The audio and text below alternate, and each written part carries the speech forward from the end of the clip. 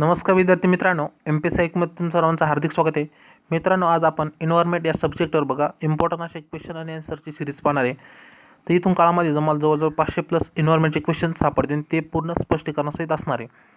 तर त्याचा नक्की लाभ घ्या. चॅनलला सबस्क्राईब केलं तर नक्की सबस्क्राईब करा. परीक्षेच्या काळामध्ये किंवा परीक्षेपूर्व आपण ही एन्व्हायरमेंटची सिरीज आहे बघा कंप्लीट करायचा प्रयत्न करणार आहे आणि इथून पुढे डेली असे क्वेश्चन सिरीज तुम्हाला पाहायला भेटणार आहे. आजच्या व्हिडिओमध्ये आपण पोल्युशन या टॉपिकवर, पोल्युशन म्हणजे प्रदूषण या टॉपिकवर किंवा या आपण म्हणतो ना चॅप्टरवर क्वेश्चन आणि आन्सर आणलेले आहेत.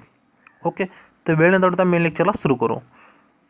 पहिला क्वेश्चन बघा, खाली विधाने पहा. त्याच्यातलं विधान आहे पहिलं, प्रदूषण उत्पन्न करणाऱ्या पदार्थांना प्रदूषक किंवा पोल्युटन म्हटले जाते. ब विधान बघा, किंवा प्राकृतिक प्रदूषणमध्ये ज्वालामुखी विस्फोट, CO2 उत्सर्जन आणि मृदा क्षरण हे येतात. तर वरीलपैकी विधान अचूक कोणतं विचारलं? अचूक म्हणजे बरोबर कोणतं विचारले आपल्याला. पर्यायमध्ये बघा, पहिलं अचूक, दुसरं ब अचूक, तिसरं बघा दोन्ही अचूक आहेत, चौथं यापैकी एक. याचं जे उत्तर आहे मित्रांनो ते तुम्ही ऐकलं असेल किंवा बघा, जे दोन्ही विधानं जर वाचले तुम्हाला याचं उत्तर लगेच कळेल की हे दोन्ही काय आहेत, बरोबर विधान आहेत. म्हणजे जो पर्याय निघतो कोणता, तो दोन्ही अचूक. आता स्पष्टीकरण पाहू. तर बघा, याचे जे आन्सर आहेत 3. प्रदूषण म्हणजे काय बघा, असे पर्यावरणीय परिवर्तन जे सजीव किंवा जीव नंतर वनस्पती मानवाला हानिकारक प्रभाव टाकतात. प्रदूषण उत्पन्न करणाऱ्या पदार्थांना आपण काय म्हणतो? प्रदूषक म्हणतो, म्हणजे पोल्युटन म्हटलं जातं. जे प्राकृतिक आणि मानवनिर्मित आपण असे दोन याच्यामध्ये प्रदूषणामध्ये वर्गीकरण करतो. प्राकृतिकमध्ये बघा, ज्वालामुखी विस्फोट, कृषी, जनावरांची विष्ठा, त्यानंतर जनावरांमधून CH4 म्हणजे मिथेन बाहेर निघतो, नंतर CO2 बघा, हे काय येतात प्राकृतिकमध्ये पण येतात. आणि मानवनिर्मित CO2 सुद्धा येतो इंडस्ट्रियल एरियामधून. त्यानंतर जे रासायनिक द्रव्य आहे बघा, SO2 NO2 हे काय हवेमध्ये जाऊन याच्याद्वारे सुद्धा काय होतं, प्रदूषण होतं. आता प्रदूषण आहे बघा, हे दोन प्रकारचे असतं बघा, नॉन डिग्रेडेबल असतं आणि बायोडिग्रेडेशन आपण म्हणतो त्याला. नॉन डिग्रेडेशन म्हणजे काय, म्हणजे अपघटन होत नाही बघा पर्यावरणामध्ये गेल्यानंतर. ते उदाहरणार्थ क्लोरीन झालं, प्लास्टिक झालं, कीटकनाशक झाले, पॉलिथिन, हे काय झालेत बायो नॉन डिग्रेडेशन किंवा बायो नॉन डिग्रेडेबल म्हणा.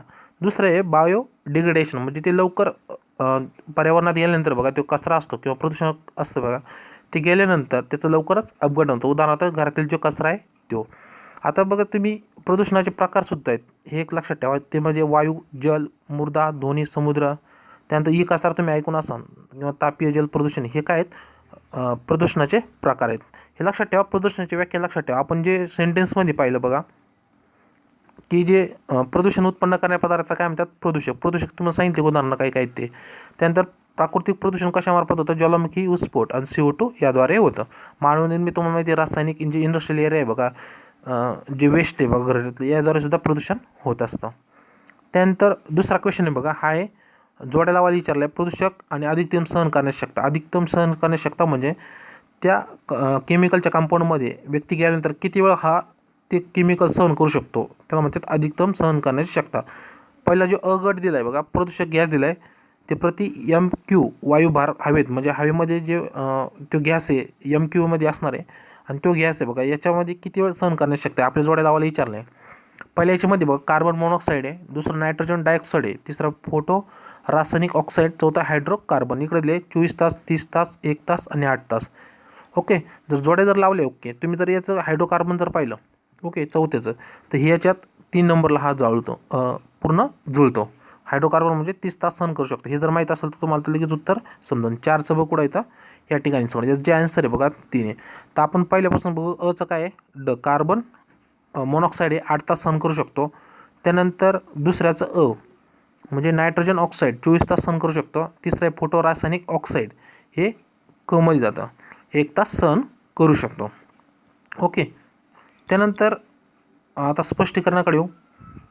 तर बघा, स्पष्टीकरणामध्ये समोर दिलेलं आहे की कार्बन मोनॉक्साईड 8 तास सहन करू शकतो, दुसरं नायट्रोजन ऑक्साईड 24 तास, तिसरं फोटो रासायनिक ऑक्साईड 1 तास, चौथं आहे हायड्रोकार्बन 30 तास सहन करू शकतो. ओके, त्यानंतर पुढचा क्वेश्चन बघा, तिसरा, खालील विधानावर विचार करा सांगितलं आहे. इथं आपले जो टॉपिक आहे बघा, आता आम्लपर्जन्य जो पोल्युशनमध्येच मोडतो बघा. तर पहिल्या याच्यामध्ये काय दिलं आहे, आम्लपर्जन्य ॲसिड रेन मुख्यतः वातावरणात SO2 व NO2 जमा झाल्यानंतर पावसाळ्यात पावसासोबत खाली आल्यानंतर येणाऱ्या पर्जन्याला म्हणतात. म्हणजे आम्लपर्जन्य व्याख्या दिली, ते बरोबर आहे का नाही आपल्याला पाहिजे. दुसरं बघा, सामान्यतः पावसाचा pH हा 5.5 ते 6.5 दरम्यान असतो, परंतु आम्लपर्जन्याचा pH हा 5.6पेक्षा खूप कमी झालेला असतो. आपल्याला इथं काय दिलं आहे, वरील विधान बरोबर कोणतं विचारलं आहे, कोणते विधान बरोबर आहे. पर्यायामध्ये फक्त अ दिलं आहे, दुसरं फक्त ब, तिसरं आहे अ आणि ब, चौथं यापैकी नाही. जर बघा आम्लपर्जन्य तुम्ही ऐकून असाल तर आम्लपर्जन्य हे SO2 NO2 मुळे होतं. त्याच्यामुळे जे पहिले विधान आहे ते बरोबर. त्याचबरोबर कार्बनिक ॲसिडसुद्धा असतं बघा. तर त्या हे 3 गोष्टी ध्यानात ठेवा. तुम्ही पुस्तकात पाहिलं तर तुम्हाला 2च गोष्टी दिसेल, SO2 NO2 फक्त दिसेल.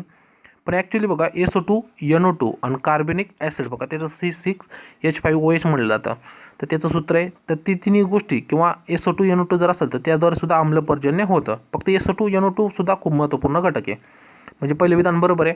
दुसरं बघा सामान्यतः pH पावसाचे pH हा 5.5 ते 6.5 असतो, हे बरोबर आहे. पहिलं सेंटेन्स बरोबर आहे. पावसाचा pH जर विचारला, जर क्वेश्चन आला तर 5.5 ते 6.5च्या दरम्यान असतो, म्हणजे स्लाइटली ॲसिडिक असतो. 7च्या पुढे गेला आहे का, 7 काय न्यूट्रल आहे आपला. परंतु आम्लपर्जन्याचा pH हा 5.6पेक्षा सुद्धा खूप कमी झालेला असतो. जवळजवळ 2-3पर्यंत सुद्धा हा pH येतो. म्हणजे हे आम्लपर्जन्याचा pH सुद्धा हे पण सेंटेन्स आहे ते सुद्धा बरोबर. जे पर्याय निघतो आपल्याला 3 नंबरचा पर्याय निघतो, अ आणि ब. तर स्पष्टीकरण बघू तर बघा हे समोरले अ आणि ब बरोबर. ॲसिड रेनमध्ये काय येतं, SO2 NO2 कार्बनिक ॲसिड येतं. pH तुम्हाला माहिती आहे तर H+ म्हणलं जातं आयन, किंवा जे हायड्रोजनचे कॉन्सन्ट्रेशन आहे बघा त्याला पोटेन्शियल म्हणलं जातं. म्हणजे ताकद किती हायड्रोजन आयनची त्या द्रावणामध्ये, त्यावरून ते ॲसिड ओळखलं जातं. ते किती दरम्यान मोडलं जातं, 1 ते 14 दरम्यान. 1 ते 7 आहे बघा हे ॲसिडिक असतो, 7 हा न्यूट्रल असतो आणि 7 ते 14 हा बेसिक pH असतो. तुम्ही ऐकून असाल. ओके. तर बघा समजलं तुम्हाला. तर ॲसिडिक जे आज जर क्वेश्चन आला की आम्लपर्जन्य म्हणजे काय, आम्लपर्जन्य जर विचारलं तर कशामुळे होतं, SO2 NO2 प्लस कार्बनिक ॲसिड. कार्बनिक ॲसिड जरी नाही दिलं पण SO2 NO2 हे पण लक्षात ठेवा. जर 3 गोष्टी फक्त महत्त्वपूर्ण जर विचारलं, तिसरा क्वेश्चन एक आला त्याच्या पर्यायामध्ये कार्बनिक ॲसिड पण जर असेल तर तिन्ही पण बरोबर असणार आहे.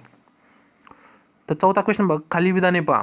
पहिलं विधान आहे 150 डेसिबल किंवा यापेक्षा जास्त ध्वनी मानवाच्या कानाचे पडदे फाडू शकतात. पहिलं विधान आहे. दुसरं काय आहे, उच्च ध्वनीमुळे मानवामध्ये ॲड्रेनालिन स्तर, उच्च रक्तताप, नंतर मायग्रेन, उच्च कोलेस्ट्रॉल, नंतर पोटाचा जो अल्सर आहे बघा, नंतर चिडचिडेपणा तयार होतो. आता आपल्याला काय विचार बोलल्यापैकी कोणते विधान बरोबर आहे विचारलं आहे. याच्यामध्ये पर्यायमध्ये काय दिलं, फक्त अ बरोबर, दुसरं आहे फक्त ब बरोबर, तिसरं आहे अ आणि ब बरोबर, चौथं आहे यापैकी कोणतंच नाही. ओके. जर दोन्ही विधाने वाचली बघा, 150 डेसिबल किंवा यापेक्षा जास्त ध्वनी मानवाचे कानांचे पडदे फाडू शकतात, हे पण बरोबर आहे. आणि दुसरं आहे बघा, जास्त ध्वनी जर आपल्या याच्यावर जर आला, ओके, कानावर जर, तर त्याच्यामुळे आपलं काय होतं, चिडचिडपणा येतो किंवा उच्च कोलेस्ट्रॉल बघा ते सुद्धा उत्पन्न होतं. आपण स्पष्टीकरण पाहू जेणेकरून तुम्हाला पण व्यवस्थित समजेल. स्पष्ट एस जे आन्सर आहे ते तिसरे सांगितलं, सर्वच योग्य आहेत बघा. तुम्हाला एक चित्र दाखवलं बघा, साऊंड आणि ते कानाचं आहे बघा. जे पडदा असतो बघा त्याला आपण मेम्ब्रेन म्हणलं जातं ह्या ठिकाणी. ओके. हा असतो. तर जास्त ध्वनी जर पडला तर ते फाटण्याची शक्यता असते किंवा तुटण्याची शक्यता असते. आता स्पष्टीकरणामध्ये बघू, ध्वनी मोजण्याचे एकक काय आहे, डेसिबल आहे. DB म्हणलं तर डी पहिलं जे अक्षर असतं ते कॅपिटल असतं, दुसरं स्मॉल असतं बघा. जे डेसिबल आहे बघा ते एकक तर तुम्हाला ध्वनी मोजण्याचे एकक आहे. शांत क्षेत्रामध्ये बघा दिवसा किती 50 डेसिबल पाहिजे असतं आणि रात्री शांतता वातावरणामध्ये 40 डेसिबलपर्यंत हा स्तर असतो. हा एकदम चांगला मानला जातो. जर 80 डेसिबलपर्यंत जर वातावरण असेल त्या ठिकाणी, आवाजाचं असेल, कशा साऊंड असेल, इतर ज्या गोष्टी आहेत बघा, किंवा इंडस्ट्रियल झोन असेल त्या ठिकाणी तुम्हाला आवाज ऐकायला येतो, तर ते 80 डेसिबलपर्यंत असतं, तर त्यामुळे बहिरापणा येत नाही. पण जर 80 ते 130 डेसिबलपर्यंत जर असेल एरिया, 80 ते 130 डेसिबलपर्यंत, हा काय भेटतो इथं अस्थायी प्रकारचा प्रॉब्लेम, म्हणजे तुम्हाला कानाचे आजारसुद्धा होऊ शकतात. ओके. काही सेन्सिटिव्ह असतात लहान मुलांचे तर त्यांचे पडदेसुद्धा फाटतील अशी भीतीसुद्धा असते. नंतर 95 डेसिबलपर्यंत जर संपर्कात येणाऱ्या व्यक्तींना बघा, जे लोक 95 डेसिबलपर्यंत आले बघा, इंडस्ट्रियल झोन असतो किंवा ज्या आवाजाचा गोंगाटा असतो बघा किंवा मशनीचा आवाज असतो, त्या ठिकाणी काय होतं, अशा लोकांना 50%च्या जवळजवळ बहिरेपणा होतं. म्हणजे जवळचे व्यक्ती बोलायला सुद्धा लवकर त्यांना ऐकू येत नाही. म्हणजे पूर्ण येत नाही तर स्लाइटली ऐकायला येतं. ओके. म्हणजे 50%च्या जवळजवळ काय झालं असतं, त्यांना बहिरेपणा आला असतो. पण ज्या ठिकाणी बघा 105 डेसिबलपेक्षा जास्त संपर्कात लोक येत असेल, ज्या ठिकाणी मोठा आवाज असतो बघा, DJ वगैरे, किंवा त्या ठिकाणी जर जास्त काळ थांबले तर लोकांना बहिरेपणा जास्त आलेला आहे, किंवा हे लोक जे असतात ते या बहिरेपणाने ग्रस्त असतात. त्यांचे पडदेसुद्धा तुटण्याची शक्यता, आणि 150च्या जर पुढे गेले तर ते कानाचे पडदे तुटतात त्यांचे. ओके.